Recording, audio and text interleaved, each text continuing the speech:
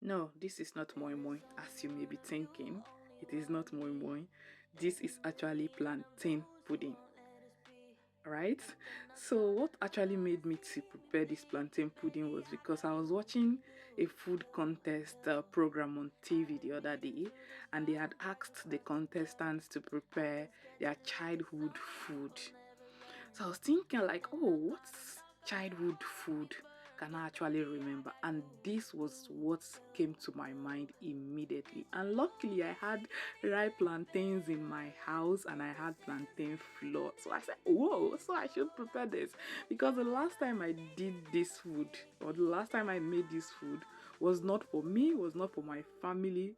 Guess what? It was for an examiner. It was during an exam, a food and nutrition exam. So yeah, that was when I prepared it last, and it was over 20 something years ago. All right, so for this, I used Scotch bonnet pepper. For the last time I prepared it, I didn't use Scotch bonnet pepper, so it's optional. If you like, put it. It's just to make it more beautiful, like the appearance. So you can skip that pepper and use your regular pepper.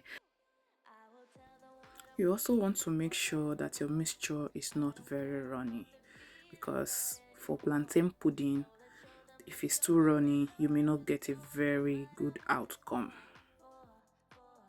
I use this my food processor to mix it. During that time, it was just manual. I did everything manually by myself. But in this case, I said, why will I stress myself when I have a food processor that can easily mix it for me and save me the stress? Okay, so that was what I used. If you saw, I added just salt to this meal. The reason is because ripe plantain on its own is very sweet, especially if you have the excessively ripe one. So you may not need to add any other seasoning. I added crayfish, added salt. That was all I added to this. So I also added red palm oil.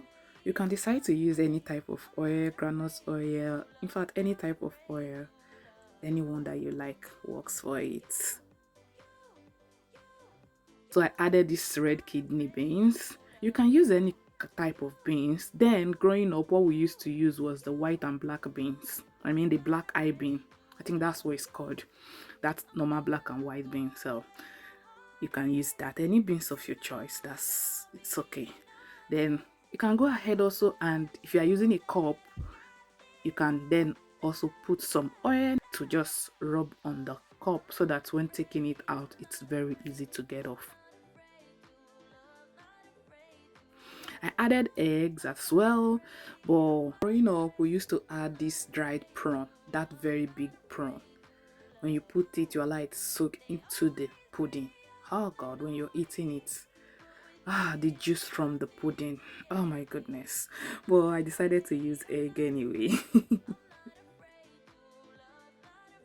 I already have my water boiling in the pot.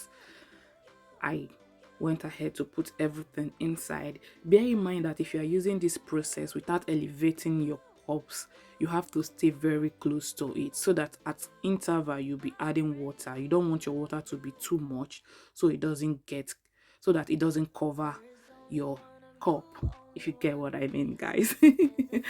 So yeah, that is it. The food is ready, and the taste was 10 over 10 minus nothing equal to 100. But one thing I want to say is, if you have that plantain leaf, please do not skip it. It gives it that original plantain pudding taste. Trust me, I missed that, but I'm sure I'll be using that next time. Alright guys, see you in my next one. Bye bye.